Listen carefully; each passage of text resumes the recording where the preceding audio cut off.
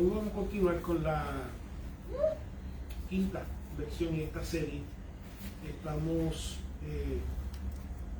escrituras difíciles de entender, y como le digo, si no tiene el libro del estudiante, hace saber que eso hace muy llegar, creo que todo el mundo lo tiene.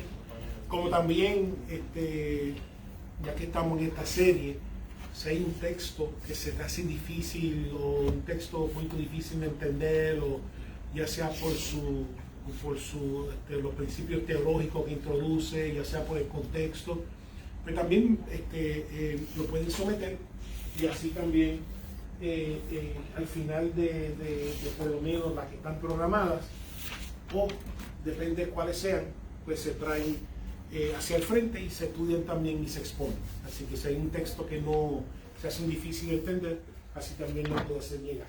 ¿Okay? Vamos a abrir las escrituras, vamos a Lucas capítulo 16. Hemos venido estudiando algunos textos difíciles de entender y dando un poquito de claridad, ya sea claridad teológica o ya sea claridad contextual de qué exactamente está ocurriendo en el periodo que se escribió el texto, y así pues puede entenderla. Vimos a Saúl y la divina de Endor y el contexto que ocurrió, y pudimos ver exactamente en qué consistía la aparición, etc. Vimos en Génesis, en Éxodo, Génesis, el pacto que hizo con Abraham y los pedazos, y también en Éxodo vimos Moisés cuando pidió que ver la gloria de Dios y solamente se le permitió de la espalda, como también la circuncisión de su hijo mayor cuando iba camino a cometer el compromiso, la comisión que el Señor le había entregado de ser la persona para liberar al pueblo. Vimos también la guerra de exterminio y en qué consistían, y era Dios que no solamente estaba regalando la tierra, sino que era Dios ejerciendo su juicio específicamente dentro de las limítrofes y dentro del tiempo que lo había establecido mientras no producía en la tierra. Y la semana pasada vimos los salmos imprecatorios, en qué consistían estas oraciones ya sea de daño sobre los enemigos, que no necesariamente eran vendetas personales, no eran venganzas personales, eran más relacionados al cumplimiento para el tiempo que se escribieron, que la línea mesiánica no fuera interrumpida, que los propósitos de Dios continuaran en la tierra, etcétera, y así le dimos contexto a estos salmos que se conocen como imprecatorios, estos salmos de maldición. Hoy vamos a estudiar algunos textos enigmáticos, especialmente de la boca de nuestro Señor, algunos de ellos que se hallan en el Nuevo Testamento, y después continuaremos. Más adelante habrán otros en el Nuevo Testamento que tienen que ver también con las epístolas, etc. Lucas capítulo 16 se halla el Señor hablando, y entonces hallamos la parábola que nos encontramos delante en Lucas capítulo 16, como una serie de parábolas que comienza aquí, después del capítulo anterior. Hablar de la parábola del hijo de la oveja perdida, la moneda perdida, el hijo pródigo, etc. Y entonces comienza con esta parábola en el 16. ¿Okay? Y es interesante el contexto, siempre recuerdo, donde el capítulo anterior habla de perdón, habla de buscar la oveja, habla de la iniciativa tanto del padre perdonar al hijo pródigo, tanto la iniciativa del pastor dejar a 99 para buscar esa una. Y ahora mismo vamos a entender, y eso nos da ya un poquito de contexto mientras estudiamos esta del 16. Si usted me lee el versículo 1, por favor.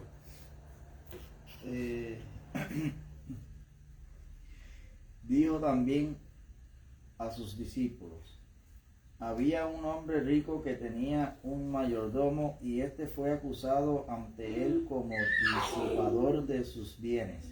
Okay. Así que nos presentan esta parábola a un mayordomo, que era se puede entender como un esclavo a cargo de correr los negocios del dueño. Esto no es de un dueño identificado como el hombre rico, donde había muchos dueños ausentes en Israel. Por eso tuve muchas parábolas que dice había un hombre que se fue lejos y dejó todo su recargo a todas las personas. O sea, que no era una cosa extraña, así que ocurría. Muchas veces se dejaba a cargo a los esclavos que corren su negocio. Hay una que Jesús dice que porque el dueño se tarda en venir, que no se vuelvan, como quien dice, indisciplinados, que puede ser que el dueño regrese en el momento que menos lo espera, etc. Así que no era algo extraño en la Palestina de lo que ocurriera, de que el dueño, un hombre rico, dejara a cargo de los esclavos o de los siervos que tuvieran en la casa para seguir corriendo los negocios.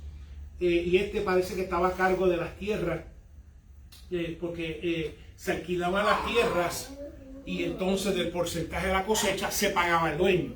Las tierras del dueño te permitían sembrarlas, te permitían cosecharlas y al final pues tú le pagabas de eso al dueño. Entonces parece que era un malversador, un malversador de fondos. Era un malversador de fondos que tenía cargo de las tierras, ya que disipaba los bienes. Ya tiene un testimonio de que no era muy recto en su negocio, no era muy recto especialmente como mayordomo sobre las cosas que el hombre rico le había puesto para poder manejarlas. Entonces,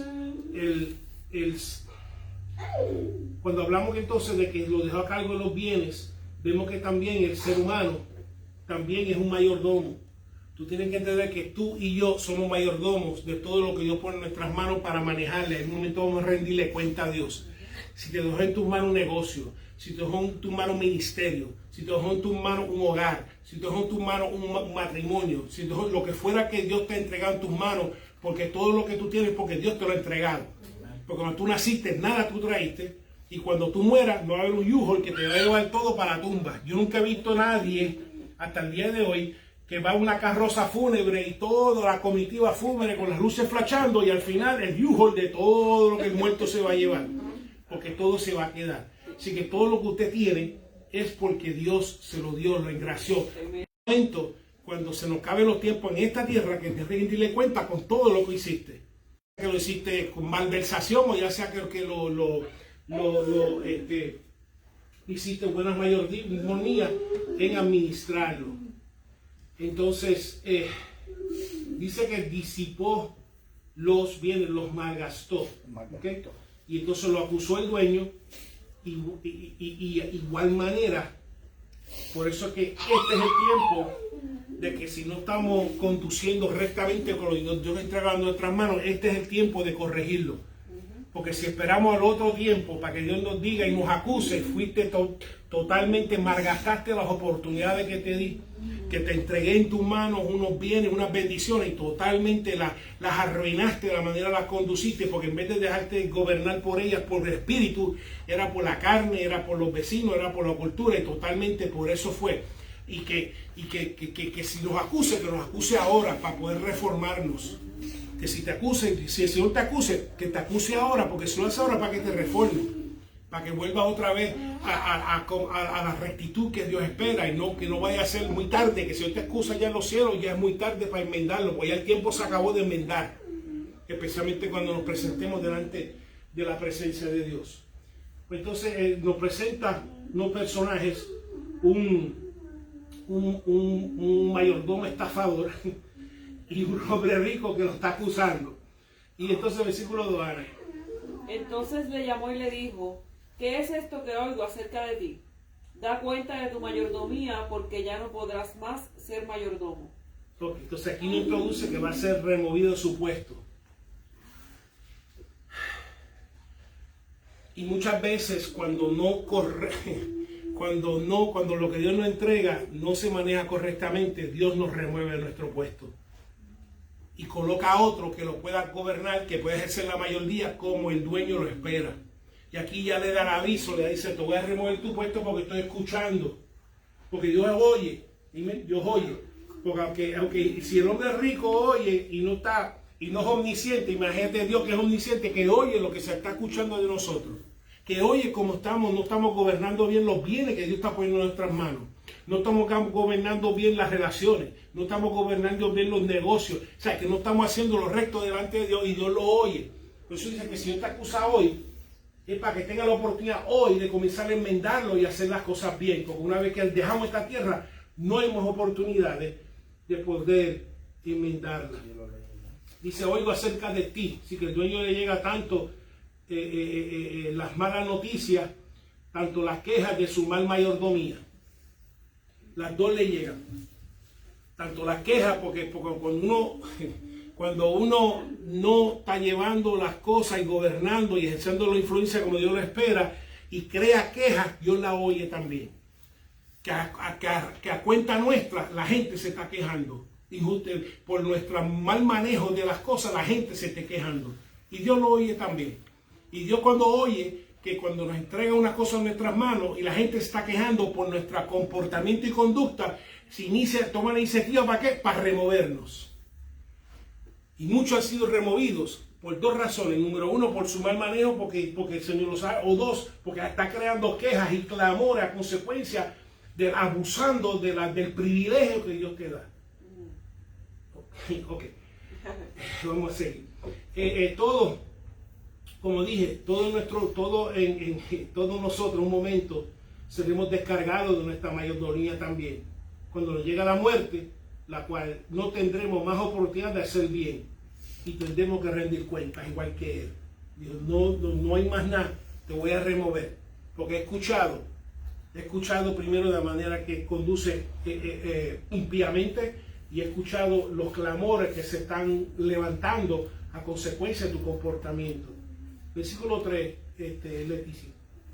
Entonces el mayordomo dijo para sí, ¿qué haré? Porque mi amo me quita la mayordomía. Cavar no puedo. Mendigar me da vergüenza. Ok, él se pregunta qué eres porque nunca evaluó de antemano las consecuencias de sus acciones.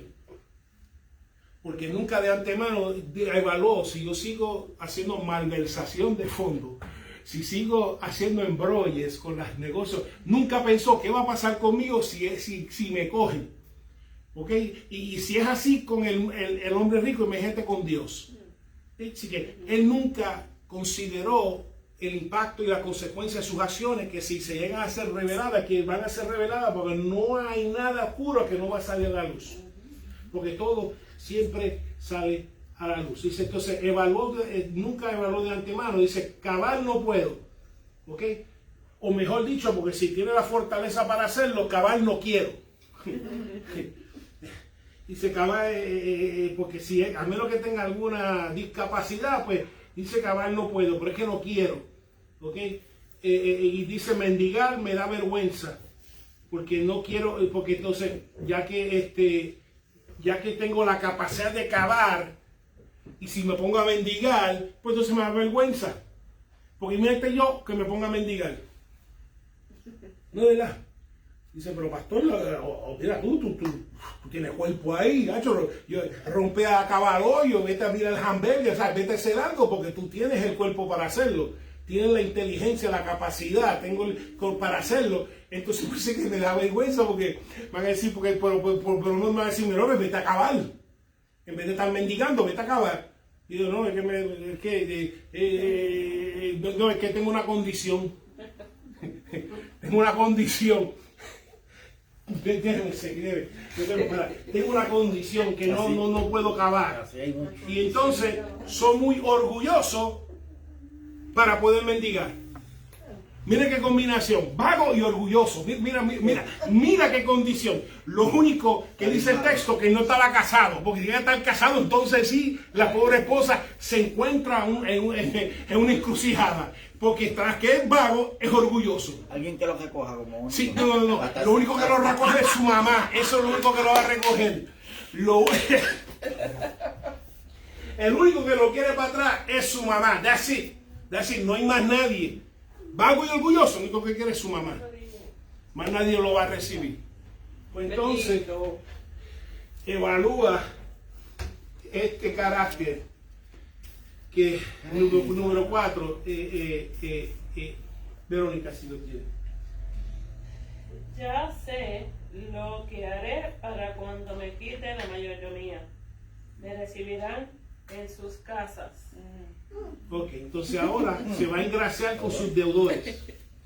Que los deudores también eran unos sinvergüenza, ya que sabían unas deudas y ya que sabían que le debían al dueño y como quiera se hicieron compinche con este malversador de fondos.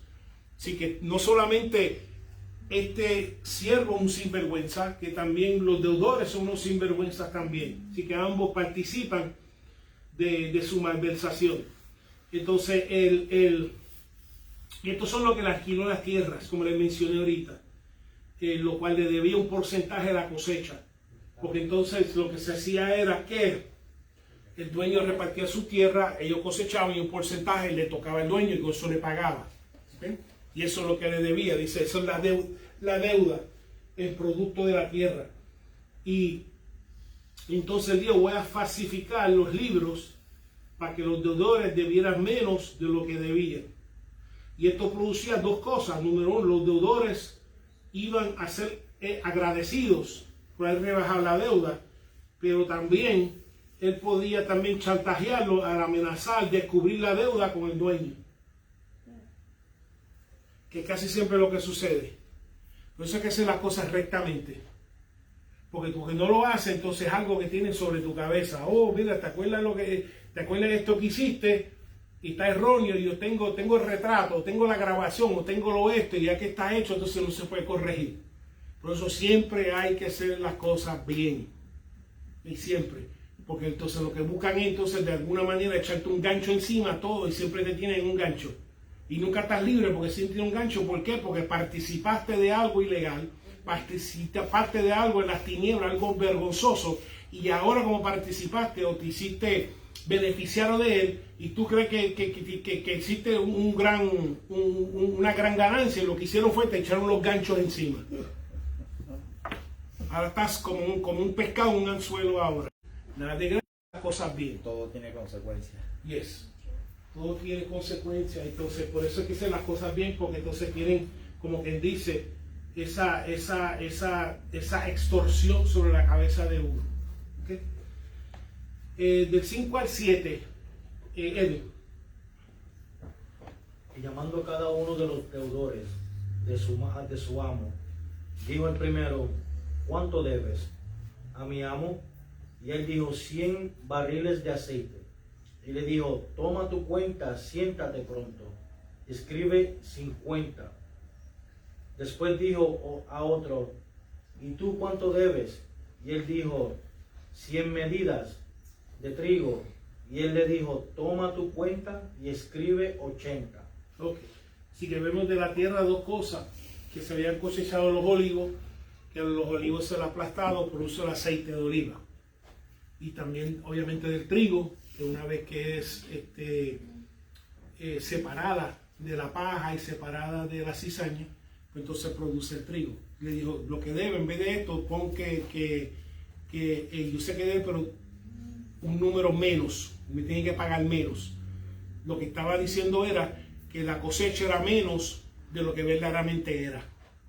Que habías cosechado verdaderamente 100, y yo, no, lo que se cosechó fue 80, como quien dice, el porcentaje, entonces en vez del porcentaje que le tocara era 100, entonces tocó 80. Estaba mintiendo en cuanto a la cosecha que había recibido. Uno lo mira así y dice: pero este es un esclavo, pero mucha gente lo hace con las planillas. Cuando no declara las ahora estoy aquí tranquilo, y el espíritu con la planilla que le dice: mira, todo el income que recibiste. Es una sombrilla para acá. Sí, exacto. Abre tú. Todo el income que recibiste, dice en la línea número 7. Y entonces dice: bueno, del trabajo. ¿Y lo demás que fue cash? Vamos, pastor. Ok, Cambia el tema. pues vamos a seguir. Sí, porque eso fue lo que él hizo. Ellos, la cosecha fue 100, pero apunta algo menos a lo que fue la cosecha. Y Dios, tú recibiste una cosecha mayor, pero apunta a otro. Dios dijo: dale al César lo del César, lo de Dios, lo de Dios. Apagaron la mitad Facebook. Okay. Se fueron. comentarios. Se fueron los seguidores. No hay nadie ahí, amor, queda la pastora, que bendito no muestra cosas. Queda la pastora. Ay, se fueron todos. No hay ni uno. No hay ni uno, ahora sí se fueron todos. Es más que Efraín, yo creo. ¿no? Esa es Efraín que diante. La marca todo el tiempo. El 8, José. El 8. Vamos a ver. Y alabó el amo al mayordomo malo por haber hecho sagazmente, porque los hijos de este siglo son más sagaces en el trato con sus semejantes que los hijos de luz. Sí, y esto es lo que más es enigmático del texto, que vemos que la reacción del dueño dice que alabó en vez de airarse por haberlo defraudado, pero lo alaba por haber tomado las acciones por su sobrevivencia, porque tomó las acciones de poder usando cosas materiales por su sobrevivencia. Y lo está comparando que el creyente tiene cosas espirituales, tiene los espirituales y debe ser empleado. En el caso de él lo empleó para su propia ganancia. En el caso del creyente lo emplea para la ganancia de otro. Y vamos a seguir descomponiendo esto. Dice, lo alabó por su ingenuidad. ¿Cómo se llama? Ingenuidad. Eso mismo. Por su ingenuidad. En preparar para su sobrevivencia. Dice, no lo alabó por haberlo defraudado. En un momento lo alabó por haberlo defraudado. Lo alabó por su prudencia, que significa ser sagazmente. Lo alabó por su prudencia, que de hecho viene de la palabra fronimos, que froneo viene de cerebro, pensamiento. Así que en cierta forma lo alabó por su sagacidad, por su prudencia y hasta cierto punto sabiduría, pero no es sabiduría, pero es más prudencia por la manera que pensó el buscar utilizar los bienes, aunque algunos lo traducen también sabiamente o sagazmente, para su propio bien en la carne. Vemos que tomó la iniciativa para preparar para el futuro por su propio bien en cuanto a la carne. Para su beneficio. Para su beneficio. Pero dice que los hijos de este siglo son más sagaces, más prudentes con los bienes materiales que los hijos de luz con sus bienes espirituales. Eso es lo que está diciendo. Que los hijos de luz, que ellos son más sagaces. Por ejemplo, una persona que tiene cosas materiales busca aumentar las cosas materiales. Sin embargo, muchas veces los hijos de luz no usan los bienes espirituales que tienen para ganar las almas, equipar las almas, edificar las almas, más, y ser ingeniosos en poder hacerlo. Aunque estamos viendo con esta pandemia, ha dicho mucho cosas ingeniosas. En cuanto, eso fue una de las cosas ingeniosas a distancia de poder ministrar no solamente la palabra, sino también educar y capacitar. Pero si no fuera por la pandemia, no hubiera ocurrido. Cuando se supone sin la pandemia, se hubiera ocurrido anyway. Decir, mira, siempre están pensando como la persona que piensa en sus cosas materiales, siempre está pensando cómo aumentarlas. Y los hijos de luz también, en esa parte Jesús lo critica. Y acuérdate, esto viene después de las parábolas de la oveja perdida, la parábola del hijo pródigo, donde vemos que dice que los hijos de luz deben ser igual de sagaces con alcanzar las almas. ¿De qué manera podemos ser ingeniosos en alcanzar las almas? Yes. Y se hace mejor uso de las oportunidades materiales que los hijos de luz de sus oportunidades espirituales. Tuvo una oportunidad material de usar la material para acomodarse para el futuro, que dice que los hijos de luz debieran hacer también, aprovecharse las oportunidades espirituales que también se les presentan. En este caso él lo hizo para su propio beneficio. En el caso del creyente es para el beneficio de otro. ¿De qué manera puedo tomar más oportunidades con posesiones espirituales para que no yo me beneficie, para que otros se beneficien? Yes.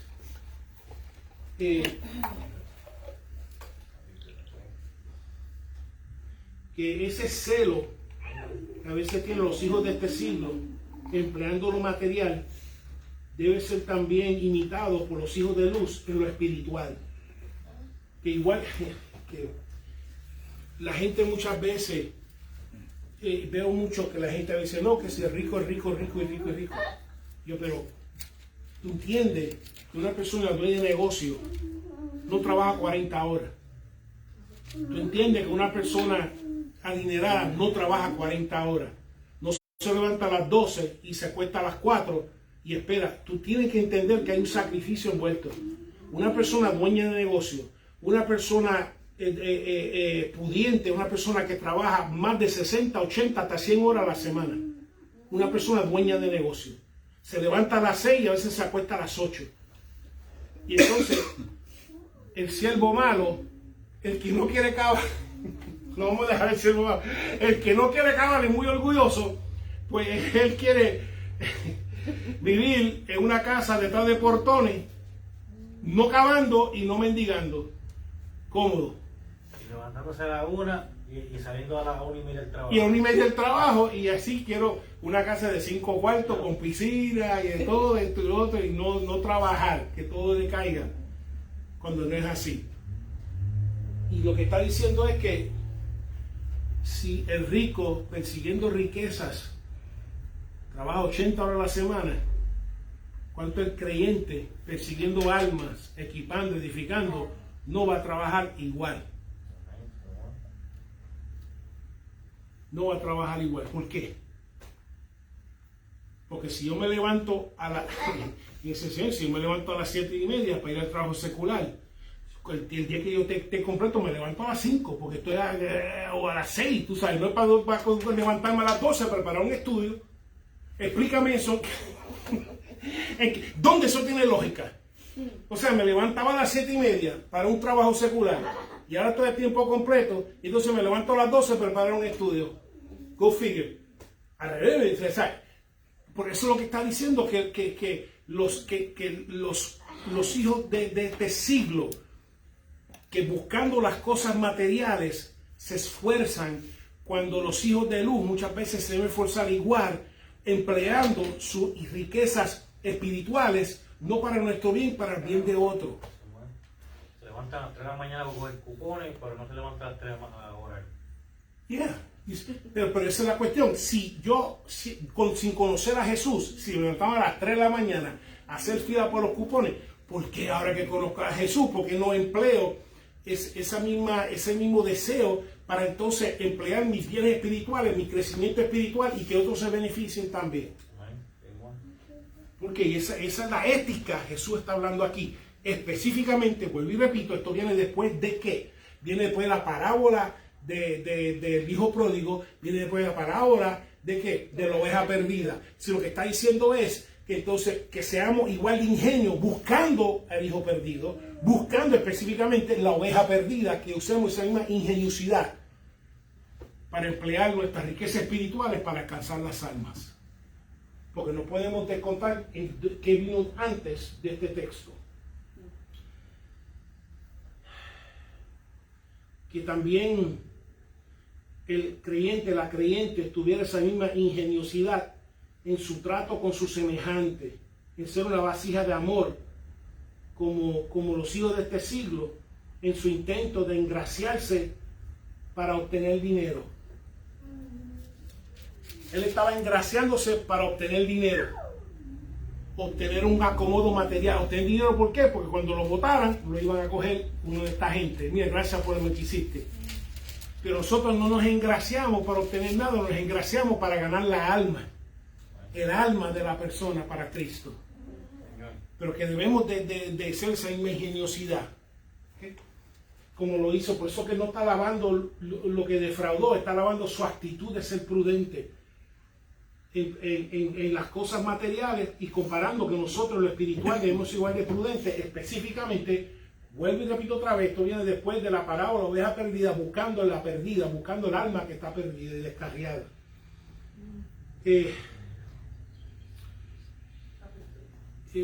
¿Alguien tiene algún más en cuanto a este texto? Leticia, antes de seguir hablando. Sí, yo creo que más que todo son las estrategias las estrategias que se Yes. utilizan para poder alcanzar las almas. Yes. Él utilizó una estrategia bien, astuta. Él fue astuto.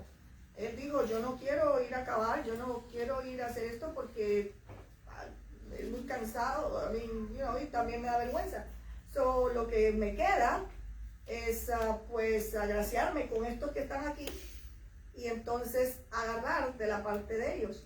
Nuestra mente sería entonces, nuestra estrategia sería ir allá al mundo y engraciarnos con esos que están allá Yes. y compartir lo que nosotros tenemos para que ellos puedan tener también y beneficiarse de lo que nosotros tenemos. Correcto. Así que En este caso, beneficiarlo a ellos. a ellos. En el caso del siervo malo, él se benefició. Beneficioso. Nosotros, de ser esa misma, como usted dice, esa misma ingeniosidad, esas mismas estrategias, de qué manera entonces el creyente siempre está pensando, de qué manera yo puedo compartir esto que yo tengo espiritual con alguien que no lo tiene, con un alma perdida, con un alma descarriada, con un alma triste, buscando siempre oportunidades, igual que la persona en sus cosas mundanas está buscando de quién vender.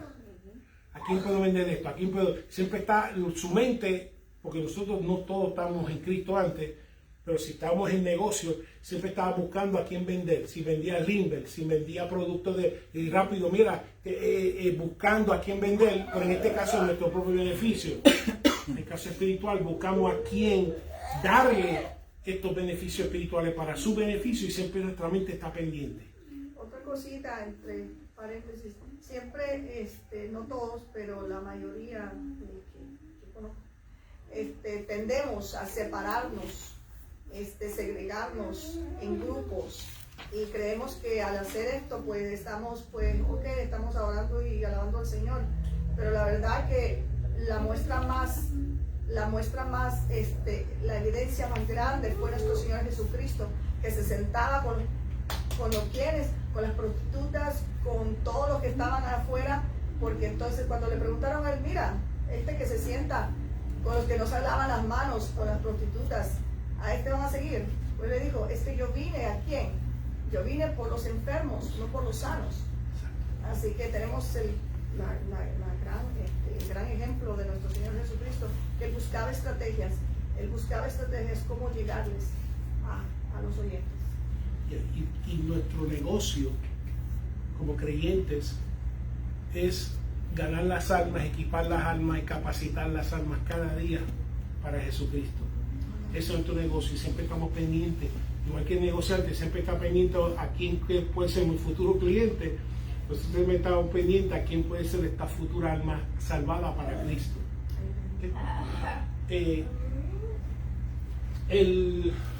¿Por qué no quiero hablar del versículo 9? Y yo os digo, ganad amigos por medio de las riquezas injustas, para que cuando éstas falten os reciban en las moradas eternas. Porque este siervo malo usó lo que literalmente se llama mamona, que viene la palabra mamón. Me acuerdo cuando fuimos a Nicaragua que las querepas dicen mamones, de mamón, que eran los mamones. Entonces, la palabra griega es mamonas, y lo que significa es que son riquezas que se personifican o que se oponen a Dios. Que cuando uno levanta alguna riqueza como si fuera Dios, que confía en ella, que deposita su bienestar en ella, que eso se convierte en un mamón. Y por eso que no puede servir a mamón y a Dios, porque servirá a uno y menospreciará a otro. ¿Okay?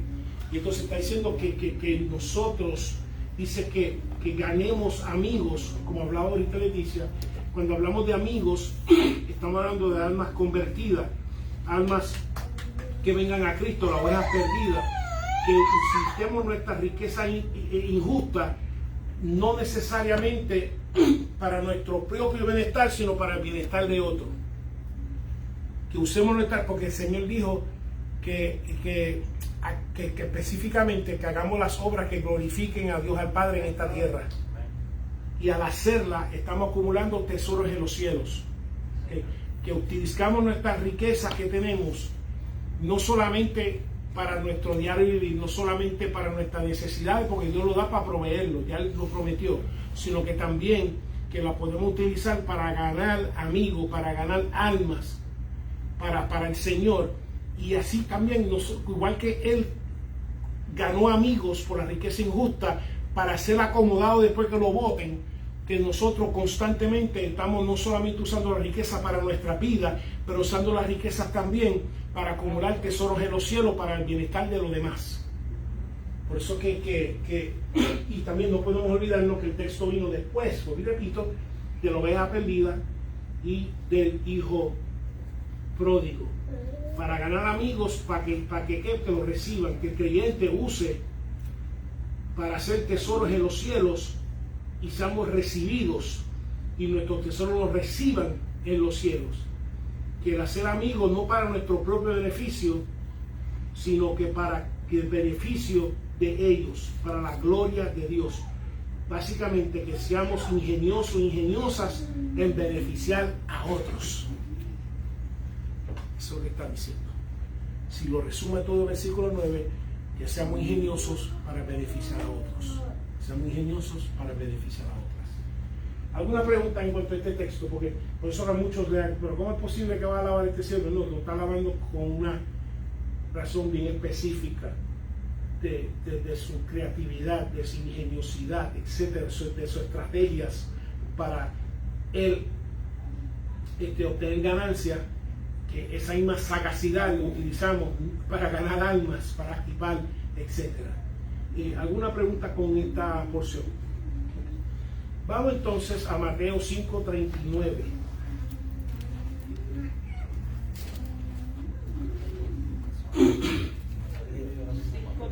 Sí, Mateo 5:39. En esta sección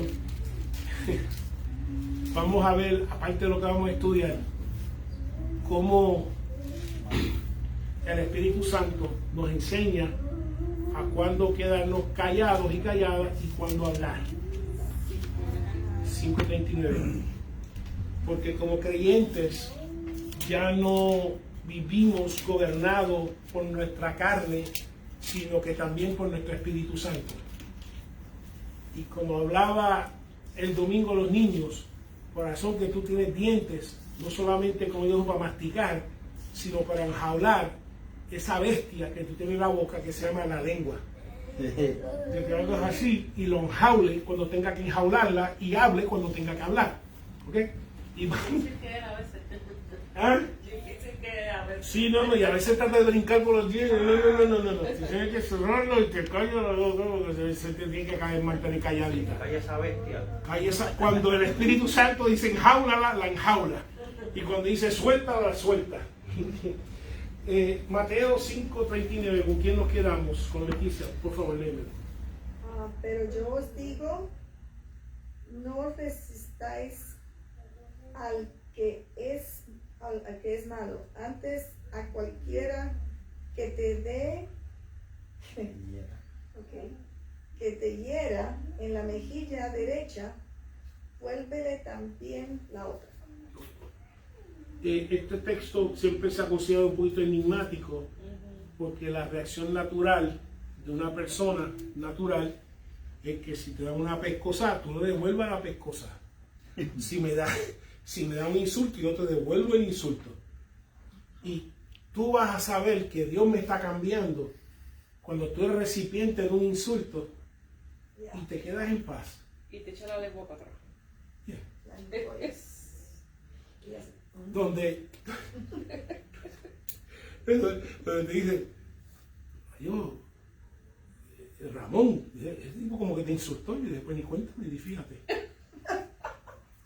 Ahora que tú lo dices, así tú estás pero tú sabes que Dios está hablando contigo cuando alguien te insulta y en una vida antes tú le habías insultado no uno, dos por encima.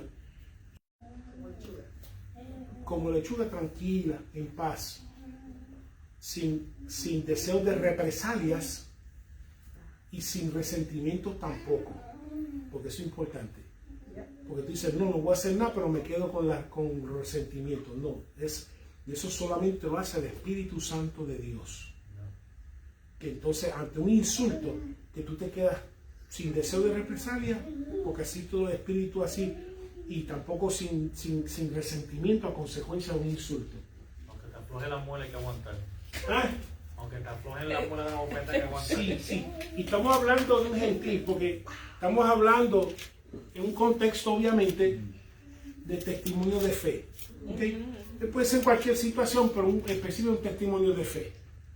Cuando tú estás en una situación donde delante de gentiles, porque si son hermanos y hermanas de la fe, ya es diferente. Porque Jesús dijo, si un hermano peca contra ti, vete en privado y ponte de acuerdo. Si un hermano tiene una pescosa, tu deber es ponerte de acuerdo con ese hermano y no poner la otra. No, tú eres mi hermano, tú no eres un gentil, tú eres mi hermano. Porque en ese contexto entonces cae lo de ponerte de acuerdo con tu hermano en privado, con el pecado que hizo contra ti, que te metió la pescosa. Pero vamos entonces a descomponer el texto aquí. Sigue: para el creyente, Jesús supersede la ley antigua, lex talionis, la ley antigua de venganza limitada y restringida. La ley antigua era ojo por ojo y diente por diente. Su uso principal era para el juez, que el número uno, para limitar la venganza, que no podía excederte.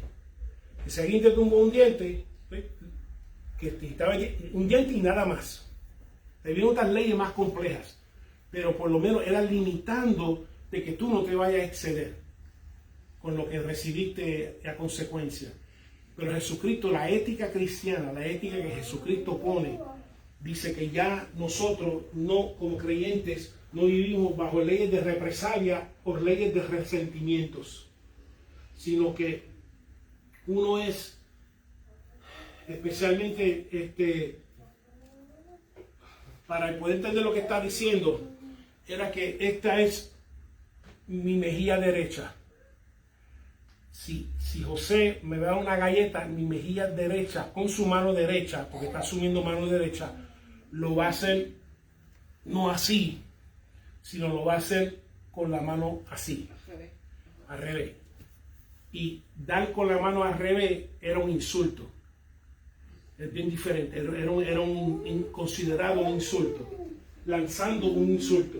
Por eso le dije que si te da, que te gire la mejilla derecha, asumiendo que la persona es derecha, porque la mayoría es derecha, porque los zurdos eran no muchos, que entonces era considerado un insulto, doble insultante.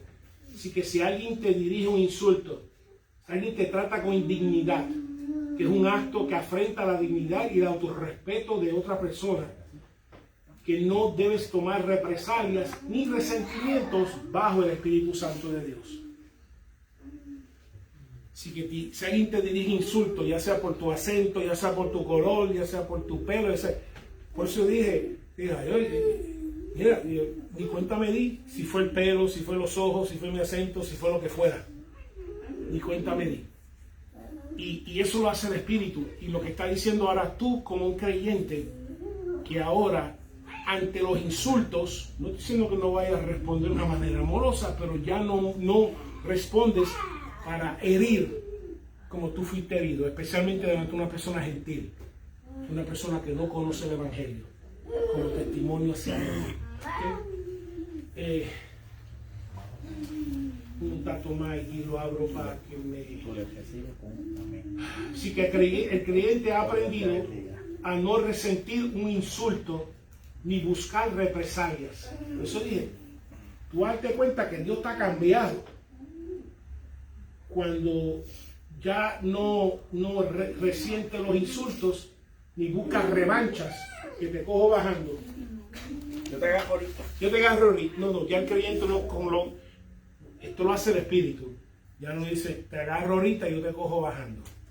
¿Sí? Eso era antes, esto es ahora. ¿Sí? Ya la apuntaste ahora, no te preocupes. Cosas como esa que uno oye en la calle. Así que el Espíritu Santo te capacita una tolerancia alta para insultos. Aunque vaya manejando. Como creyente, tu tolerancia para insultos debe ser alta. Que te tiene que insultar, Pero que mira, te tiene que insultar y la gente alrededor de ti no lo va a comprender. Por eso dije, Raúl, pero ¿tú viste qué tipo te insulta? Ni cuenta me di, porque tiene una tolerancia alta ahora para los insultos. ¿Ok? Le pasó por el lado, te tocó bocina y te hizo. Exacto. Usted, güey, ok. Pues, Dios te bendiga. Dios te bendiga. Lo siento. ¿Qué me ha pasado? Yo dije una vez, y me acuerdo como hoy, yo compré unos chicken teriyaki ahí en el Alfaya, en el Market Fresh. Y yo iba ahí bien embollado, bajando la Rouse para casa, con mi Market Fresh, la luz está roja, ni cuenta me di. Y yo estoy comiendo, y he puesto la paz, pero bien embollado, comiendo mis chicken teriyaki en el carro. Y yo me comí la luz y el carro, ve. Y yo, a rayos, me comí la luz. Ay, Dios mío, ay, eso es lo que va a pasar, cacho. Cuando me pasó por el lado, me sacó las manos, me hizo de todo. Y dije, sorry, bendícelo, porque es que evitó que tuviera un accidente. Te llevo de todo, menos te pidió un cantito. Sí, te oíste, es tan bueno dar un pedazo de ese chicken teriyaki. Pues es así. Nosotros ahora, como creyentes, el Espíritu Santo nos capacita a tener una tolerancia alta para insultos. Que ya no nos sentimos insultados con cosas que antes, que eran pocas. En otras palabras, Mecha corta. eso mismo. No tenemos ya mecha corta, nuestra mecha se alarga. Larga. Y nunca llega para explotar, ¿ok? Yo creo que, pero es larga. ¿Okay? Pero eso toma tiempo. Sí, toma tiempo. Yo siempre me acuerdo de pastor y no peco. Toma tiempo. Sí, porque a Jesús lo llamaban, como dijeron ahorita, lo llamaban glotón, y lo llamaban bebedor, borrachón de vino, lo llamaban amigo de prostitutas y publicanos, tratando de implicar de que uno es la compañía que uno mantiene. Porque eso, como dice el proverbio, uno es lo que la compañía uno mantiene. Y dice, pues si está en compañía de publicanos y prostitutas, pues tú, él no estaba haciendo, él no estaba convirtiendo a ellos se estaban convirtiendo a Cristo. Y porque tú no permites y tú te quedas grabada con el testimonio de antes, eso es tu problema. Y Jesucristo no le importaba nada de eso. Eso es tu problema, tú tienes que bregar con eso. De que si tú tienes grabada a la persona el testimonio de antes cuando era una persona nueva en Cristo. Y eso muchas veces la persona nueva convertida tiene que luchar con eso.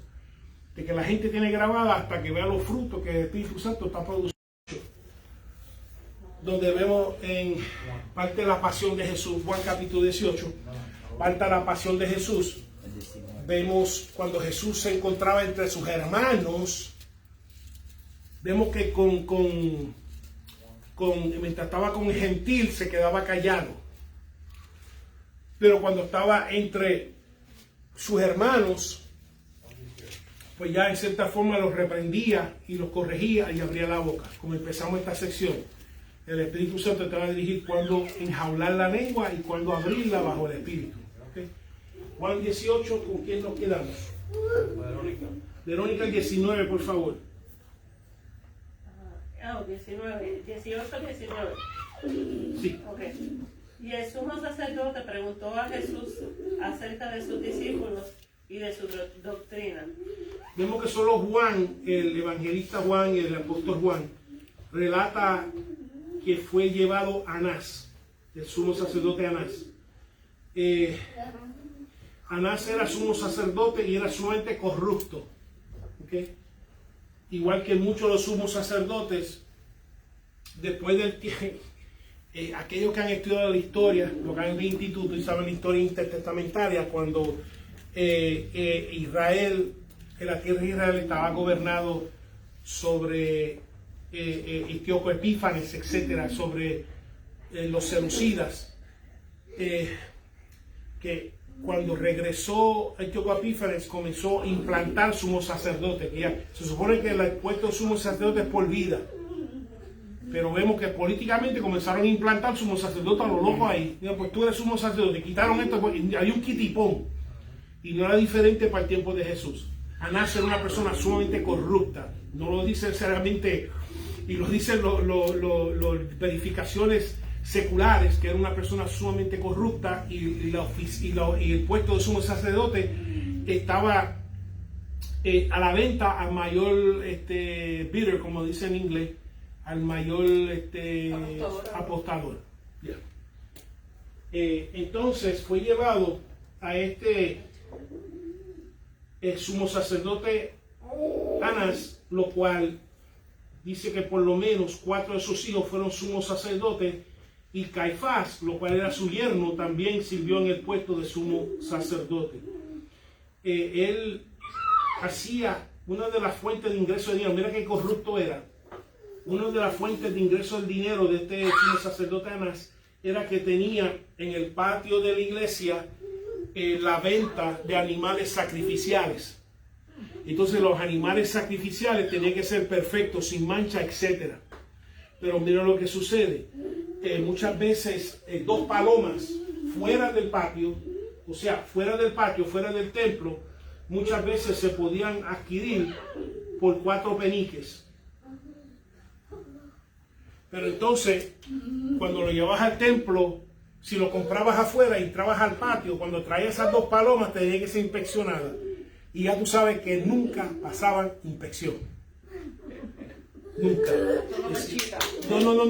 No pasaban inspección. Decían, no, tienes que comprar esa porque ya esas han pasado inspección. ¿Y cuánto valen esas? Esas valen 75 peniques.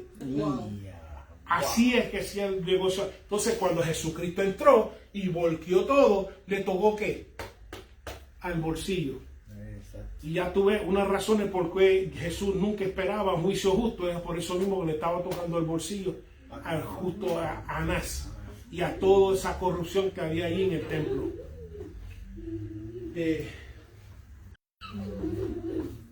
Y aquí ilustra cuando fue que Anás arregló que lo llevaran primero a él, porque Jesús le había golpeado el bolsillo.